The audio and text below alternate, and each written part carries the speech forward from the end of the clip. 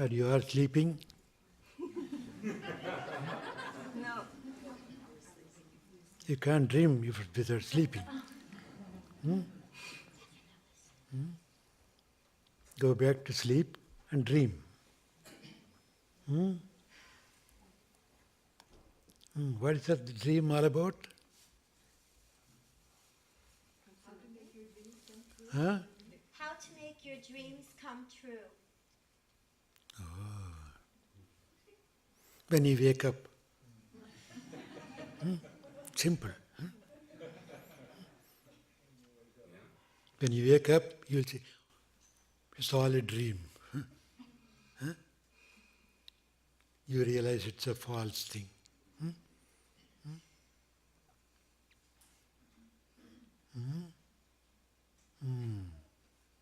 Okay, let us see what a dream all about.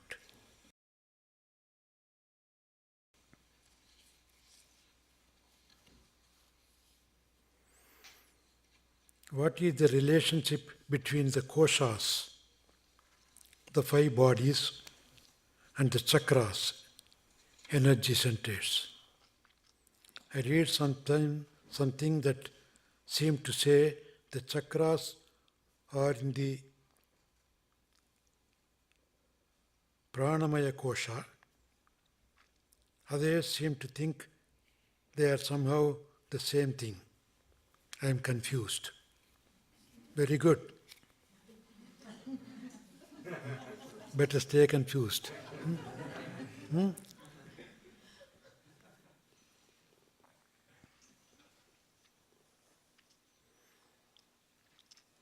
The koshas are the 5 bodies, are the bodies we live in. Annamaya, Pranamaya, Manomaya, Vijnanamaya, Anandamaya. 5 koshas are the 5 bodies. Annamaya, food body. The body made of food, physical. Pranamaya, the vital body, the breath body. Manomaya, mental body. Vijnanamaya, intellectual body. Anandamaya, blissful body. These are all 5 different bodies, like our t-shirt, shirt, coat, overcoat, and overcoat. But they are all not you. You have those bodies. And in your daily life, you make sure that the bodies are kept in good shape. Don't disturb it. Don't make them lose their ease. When these bodies lose their ease, they don't lose actually, their ease gets disturbed, and so you call it disease. Disease is nothing but disturbed ease. So you have to keep it always in easeful condition. Chakras are the psychic centers, I could say, along the spine. And they have different tendencies in them.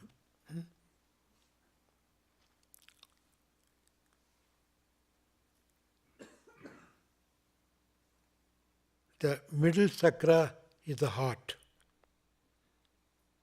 The lower chakras have lower tendencies in that. Above heart and above have higher tendencies. And your energy which you call the Kundalini, is supposed to be sleeping at the Mooladhara chakra. That means the base. By your cleaning up everything, every body, they slowly wake up. That's why it's called awakening the Kundalini. When they wake up, they slowly rise along the spine. As they come up to different chakras, those different chakras are activated. And normally, when the lower chakras are activated, your quality will be low. So, better not to concentrate on the lower chakras. Heart and above is the best chakras to concentrate upon and to lift the energy. So, slowly from Mooladhara, one by one, up to Ajna, and then Sahasrara, the crown chakra. These are all different centers in your body.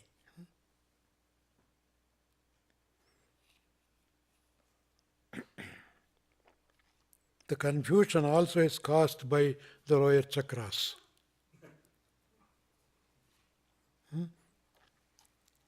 When you activate the higher chakras, you won't get confused. So, don't get confused.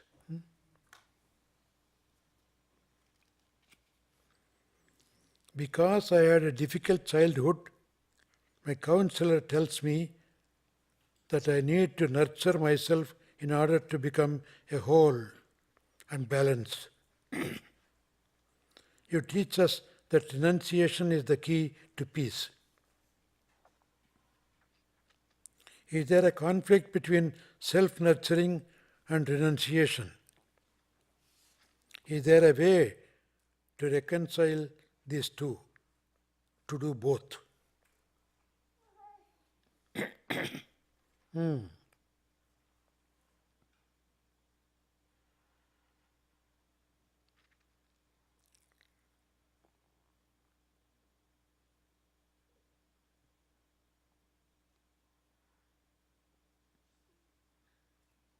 First, self-nurturing. Because difficult childhood, nurture yourself in order to become whole and balanced means is the mental condition. Your mind should be develop and then learn to balance itself. That's what yoga is all about. What is it you are balancing? What are the two things to balance? The pleasure and pain, profit and loss, praise and blame. In these dualities, the entire nature is filled with these two dualities, positive and negative. You have to learn to balance it. If always somebody praises you, you are happy, but you are not balanced. If suppose somebody comes and says something nasty about you, you accept that also. You don't only look for praise, look for blame also. And learn to balance that. That's what nurturing the mind. That's what yoga is all about. If once the mind is balanced, then you don't even have to renounce anything. Because automatically it's renounced everything. What is that renunciation there? The mind didn't get affected by these things. They renounce the attachment, the affection. Don't look for one thing. We like something, we dislike something. We are always in trouble. When you like it, you get it, you are happy. When you don't like it, you are annoyed by that. You like it, you get it. You lose it, your happiness is gone.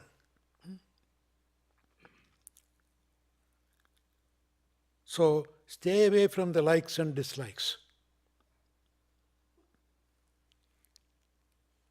Well, is it possible to live like that?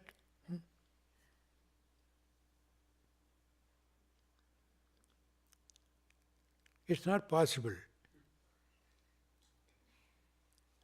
But it's not impossible. It's difficult, yes.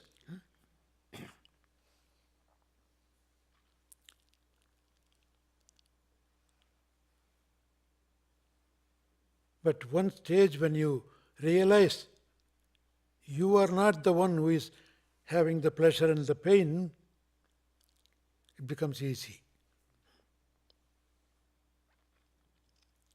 Two great saints in India, one's name is Nandanar.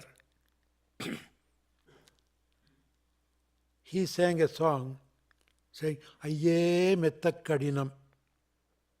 Oh Lord, it is very difficult.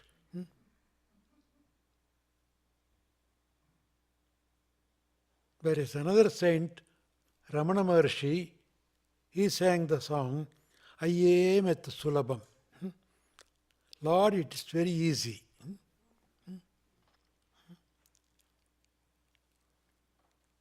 Regarding the life, one fellow says, all very difficult.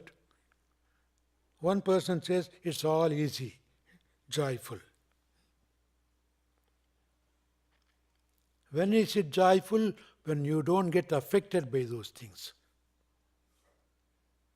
You don't allow the pleasure and pain to affect you.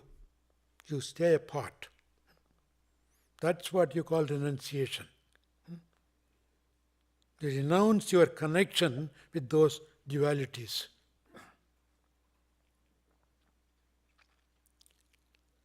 But is it possible to live like that?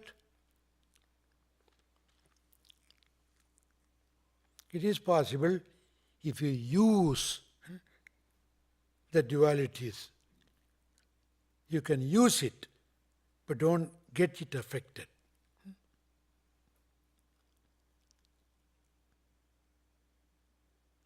Like one time, I have said this before also, in an incident in a train compartment,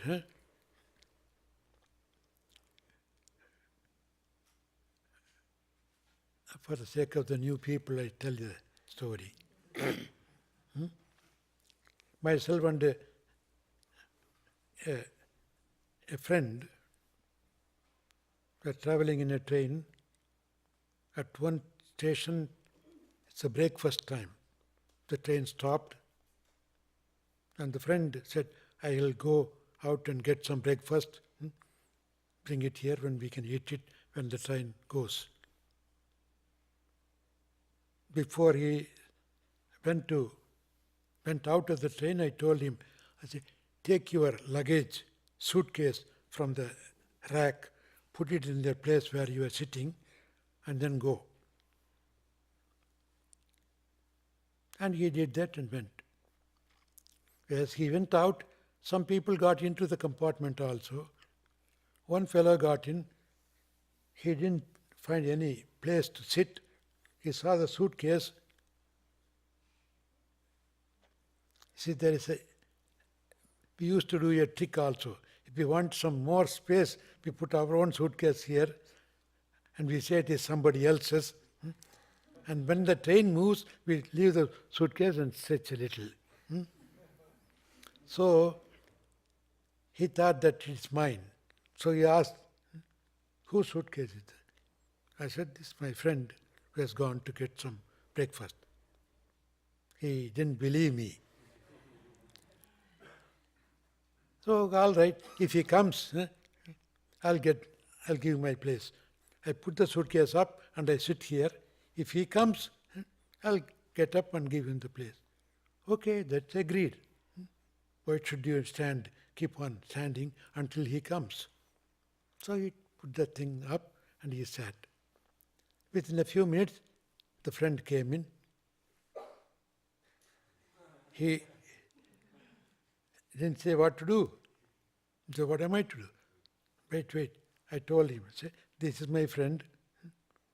It's his place. You are sitting in. So you please get up. Then he changed his mind. Well, if I get up, I have to find a place. There's no other place. If I can find a place, he can also find a place. Let him go and find a place. But that's not the agreement. You said when he comes, you will get up.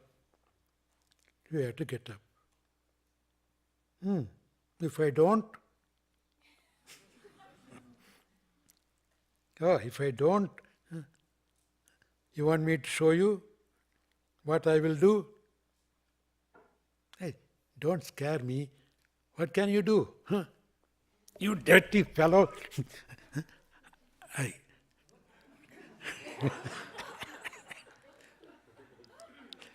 He quickly got up. And then, come on, friend, sit here. What did you bring for the breakfast? He stood up and stared at me and said, a minute back you were a wild beast. It's almost like you were going to hit me. Now, next minute, you are going to enjoy your breakfast happily. Who are you?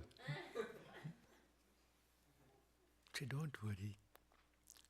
You look like a Swami. Can you be angry so much? Yes, sir. The anger is in my pocket. I keep it to be used in situations like this.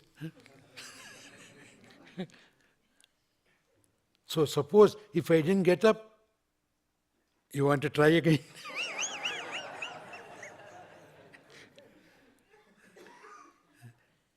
He left the place, left the room and went up to the different compartment. That means anger is not bad as long as you know how to use it. Don't get angry, but use anger. Anger also is made by God. God made everything. In that our Archana prayer, in using the different mantras to God, one mantra is Kamatmane Namaha, Krodhatmane Namaha. Krodhatma, anger. You anger as God, I salute to you. So everything is God creation. If you know how to use it properly, they're all for good. If you don't know how to use it, even the so-called good things will tend to be bad. So it needs complete balance of mind. That's what nurturing the mind means. Once the mind is nurtured like that to find its balance, then you don't have to renounce anything. The renunciation comes automatically. So the first thing you should do is self-nurturing. Find the balance in your system, in your mind.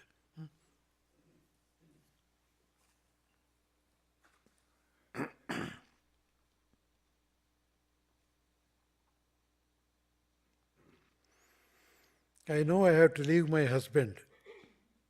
I do not know how to detach myself from him. how to release him and rebuild my self-esteem.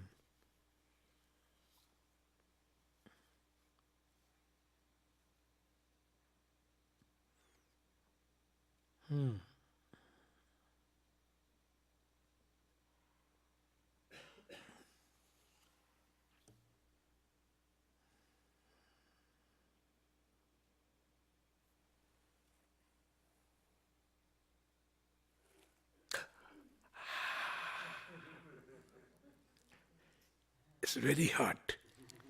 Should I drop it? It's burning my hand. Should I drop it?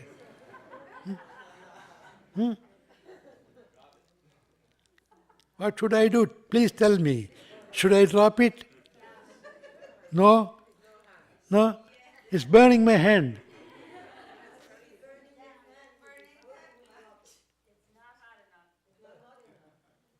If it burns enough, will I be asking you your permission? That's what.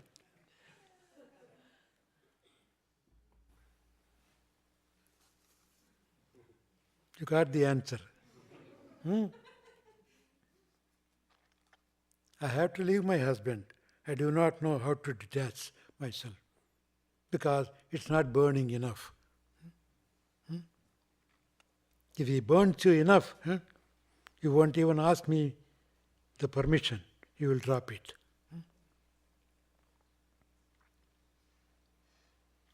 So, hold on to him until you get burnt well. Yeah, true. Or make it cool. Either drop it or cool it.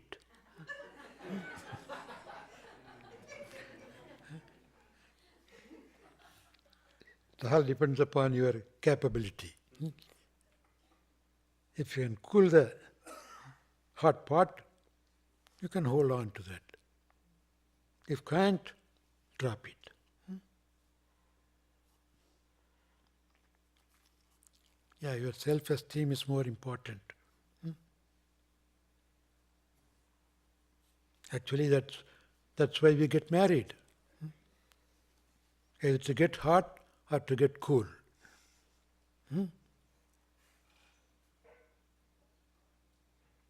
How is he? He is very cool, we say. Then keep holding. If he is very hot, drop him.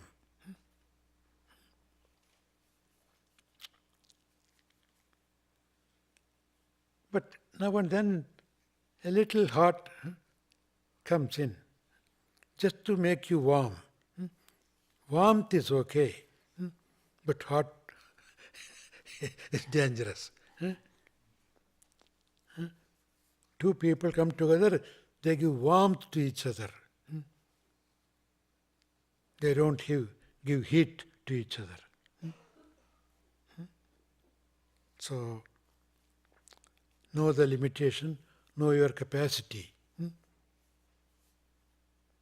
If you really can't make it, then be yourself. But remember, God provides you a husband like that for you to learn something. It's not that you selected a husband. God provided him to be your partner for you to learn something. So learn your lessons properly. Don't try to escape the examination. It's a test. You have to pass the test. Don't run away from the examination hall.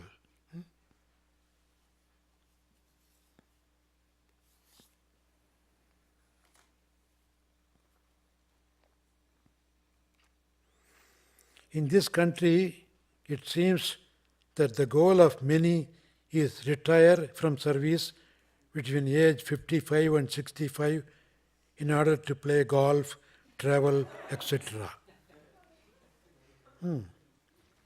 Okay?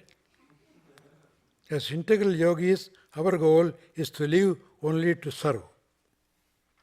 As we age, would retirement for us be equivalent to change in service or cut back in hours of service if health requires?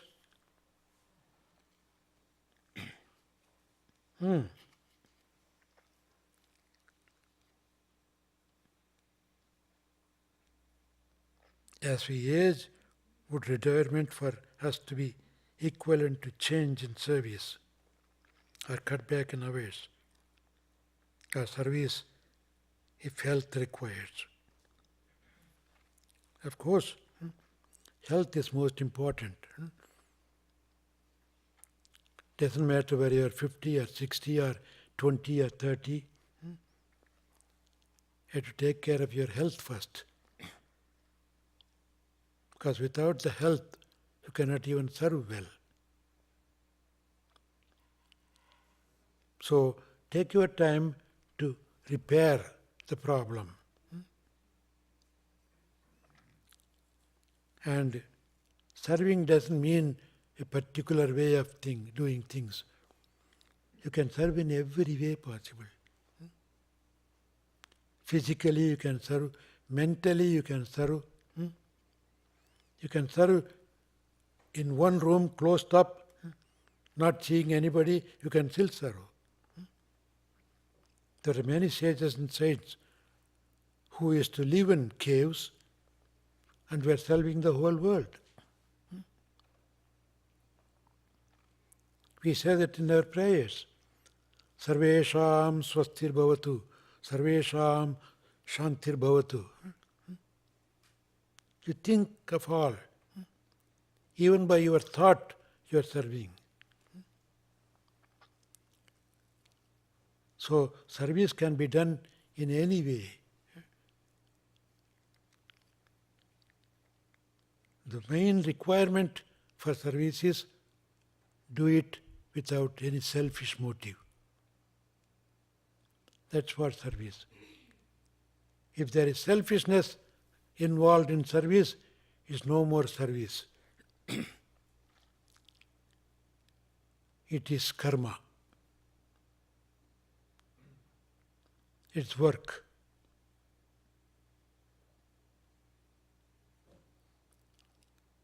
So real service comes from a dedicated mind, selfless mind. That's why there's no problem in service. The problems are only when you work for somebody, for some return.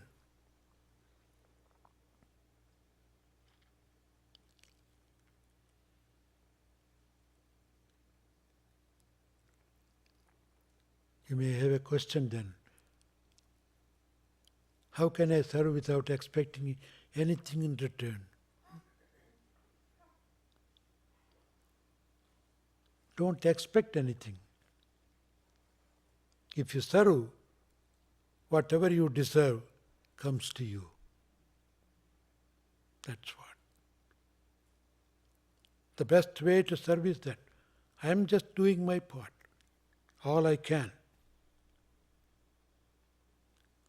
If something has to come to me, let it come.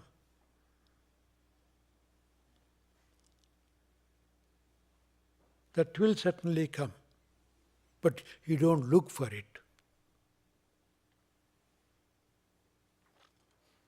Even a charity, for example, give a donation to somebody, to an organization.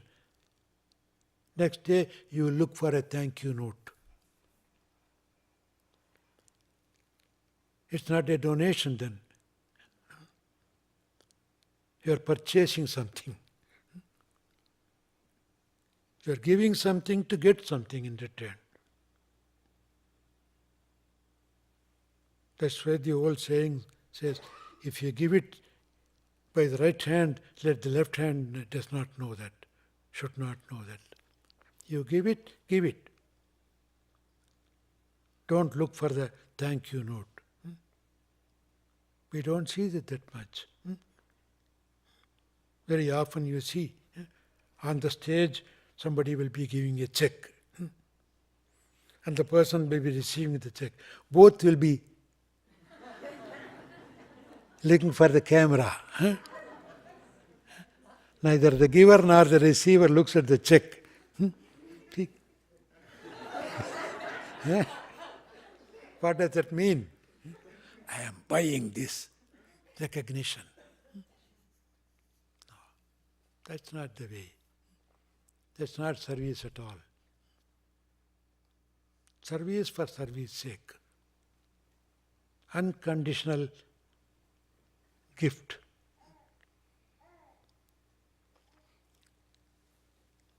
If that is there, the mind will be happy. Nobody can disturb your peace and joy.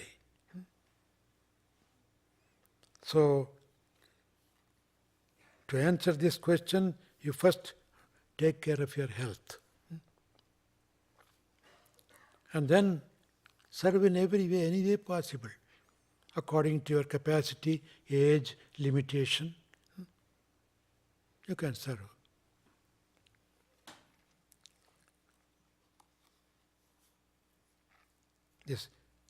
In this country, it seems the goal of many is to retire and play golf, travel, etc. It's a more hard job than working in the office. Very often we do that. We sit in the office every day, whole day sitting in the office, doing nothing except maybe computer or reading some letters. And then you get tired of that. And then you want a vacation. You pay a big money for the ticket, book your hotel, and then from morning till evening you don't keep quiet there. You play some games, get exhausted, sweating. That's play. This is work. See that difference? Sitting quietly in an office is work. Playing with sweating is play. What does it mean? It's all in your mind. You think that is play, it's play. You think it's work, it's work.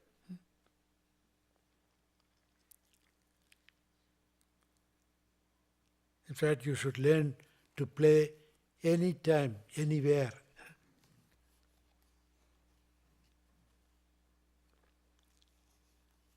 Nothing but playing, nothing but playing. Even God is playing. Leela. God Leela, they call it. The Hindu scriptures call it Krishna Leela, Rama Leela. That means God is playing.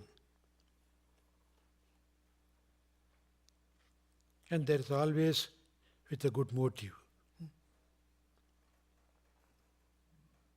So life should be a play.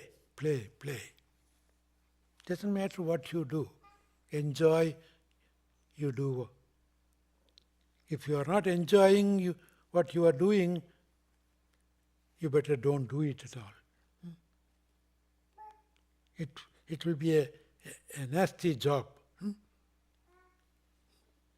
Whatever you do it happily, enjoy it. Otherwise, what is it? It's a disgusting thing. No.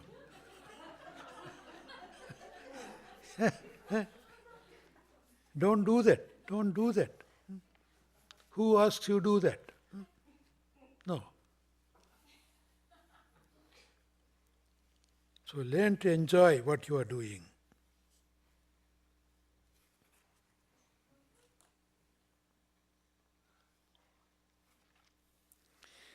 If I, by God's grace, become enlightened in this lifetime and detached from the material world, does it matter if I live in a hut or a place or a palace?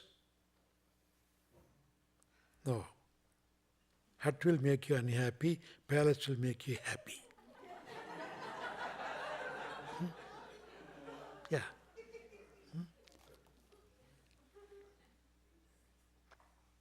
If I, by God's grace, become enlightened in lifetime, in this lifetime, detached from the material world, hut is not a material, palace is not a material. That's different. Huh? Ah, there's contradiction here. Huh?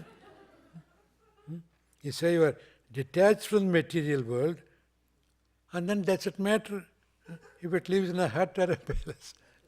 It doesn't matter. Accept everything. When the real detachment comes, the attachment also comes. What is the attachment? Accepting everything. Detach, attach. That's what you call enlightenment.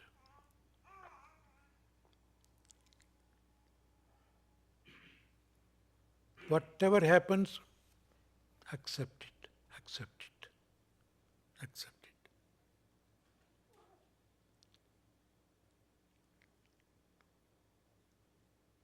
it. In other words, if you believe in a supreme power, whom we call God, and God knows what to do, when to do, how to do, where to do with you.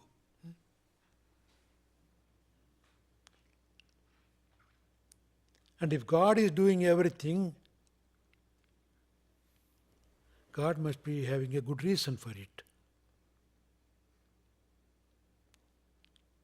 It must be for our own benefit. Whatever happens in our life, know that God is behind. There's something good behind that. We accept it. Instead of pointing the fingers at somebody else and say, he is the cause, he is the cause. No.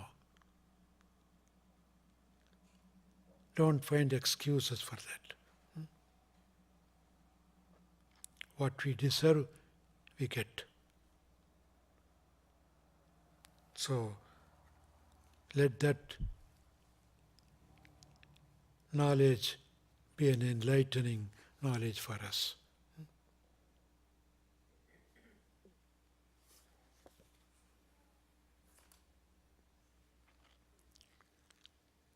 Okay. And we say some peace prayer, peace chant for the peace of the entire nature.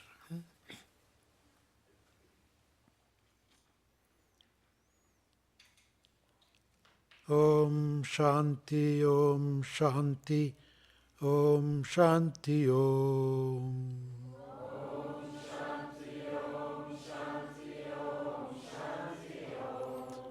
Om Shanti, Om Shanti, Om Shanti, Om.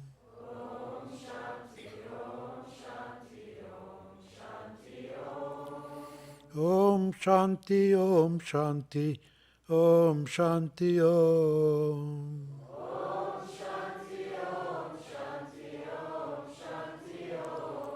Om Shanti, Om Shanti, Om Shanti, Om.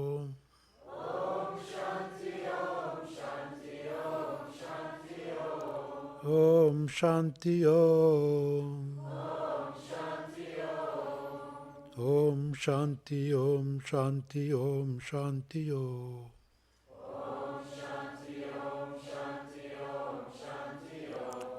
Om Shanti, Om Shanti, Om Shanti, Om.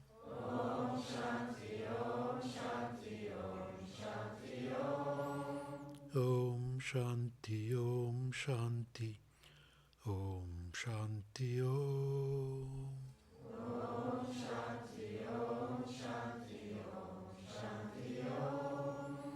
Om Shanti, Om.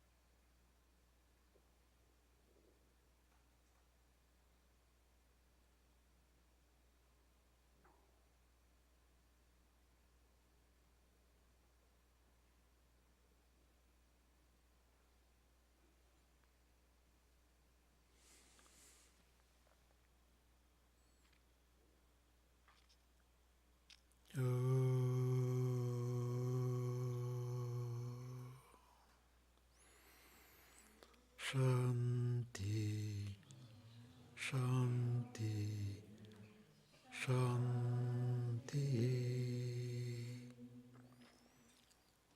Loka samatta sukhino bhavantu. May the entire creation be blessed with peace and joy, love and light. Om Shanti.